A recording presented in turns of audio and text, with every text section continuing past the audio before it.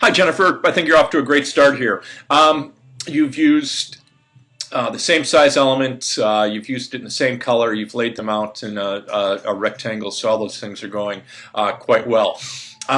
One of these groupings is supposed to have the single element being visually dominant over two additional groupings of elements. So getting one element out there, making it most obviously the most important thing on the page, and then two other groups in subdominant positions. So that usually a simple solution would be single element in the middle, one grouping pushed down into one corner, another grouping pushed down into the other corner, and that would make the single element visually dominant. So if you could please give those a try. Elements equal. That's pretty much what this looks like.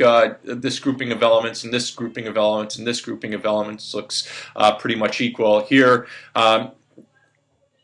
it's hard to tell which one's more important than the other, so I would say that those are visually equal. Let's see if we can get to your last ones here.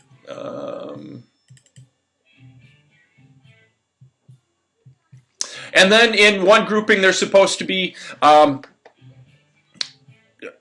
least two groups of elements, one group being visually dominant over another group. And here it looks like you have a dozen or so groups of elements, none having much visual dominance. So think of one group in a dominant position, another group in a subdominant, submissive position, one that where the dominance is really obvious, that something on that page is the most important.